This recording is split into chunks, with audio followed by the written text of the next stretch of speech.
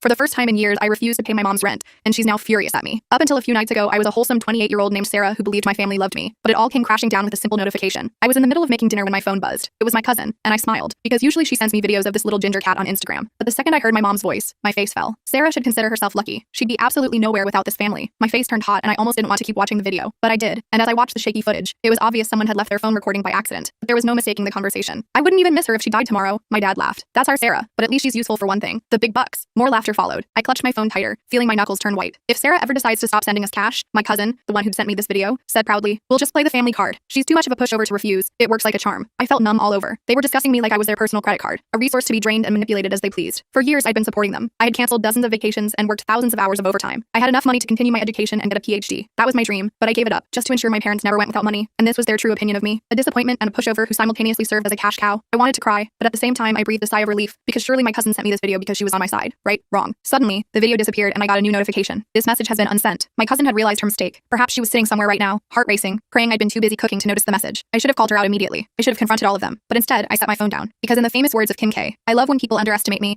and then become pleasantly surprised. Except, their surprise wouldn't be so pleasant. At first, I curled up into a ball and stared at the white wall for a few hours. Their words echoed, "Sarah should consider herself lucky." Complete disappointment. Too much of a pushover to refuse. And the worst part? They were right. I absolutely had been a pushover. I let myself believe that my dad's temporary cash flow problem somehow lasted 5 years, that he would actually start looking for a job soon. And so, it resulted in me paying his mortgage for all 5 of those years. My brother's college expenses, which he abandoned after 2 semesters, leaving me with the debt. My mom's constant emergencies, that mysteriously aligned with my paydays. I'd always done it without question because that's what family does, right? But that single video destroyed every illusion I'd carefully constructed to make myself feel better about being used. And now I had the upper hand, because they thought they'd gotten away with it. And their next payment was due in a few days. But this time, things would be different. The following morning, everything felt off. It was as if I'd been living in a hazy dream and had suddenly woken up to reality. My phone buzzed with a text from my mom. "Morning, honey. Just checking in. Hope you're well." I stared at her message. Too normal. She never texted just to check in. Had I really never noticed this pattern before? Sure enough, minutes later, "Oh, by the way, rent's due soon. Can you transfer it by Thursday? Love you, BTW." There it was. The familiar pattern, but I wasn't playing along anymore. The "love you" at the end felt especially hollow now. Just another manipulation tactic. Muscle memory kicked in, and I started to type my usual, "of course," or "no problem" response. Maybe even apologize for taking too long. But instead, I deleted everything and simply replied, "I can't this month." I set my phone down and waited, heart pounding in my chest. 4 simple words that I'd never dared to say before. 1 minute passed, then 2 more. "What do you mean you can't?" I could sense her frustration through the screen. I'd never refused before, not once in all these years. I didn't respond right away. I savored my coffee, letting her stew in uncertainty. More messages came flooding in. "Sarah, this is serious. We're counting on you. You know we don't have other options right now." Then my cousin chimed in. "Hey girl, your mom's freaking out. Everything okay?" I nearly laughed. Is everything okay? Everything was perfect. Because I decided I deserved to take my life back. I took a deep breath and replied, "I have some unexpected expenses this month. Can't send anything," followed by a shrug emoji. No lengthy explanation, no apology. The silence that followed told me everything I needed to know. For the first time in years, I'd said no, and they didn't know how to respond. My mom was obviously struggling to find the perfect manipulation tactic, but I for one wasn't having that problem. I knew exactly how I was going to get her. I knew all I had to do was play the long game. I don't have time to finish the story in this short video, but it gets intense. Click the link or go to my channel to watch it.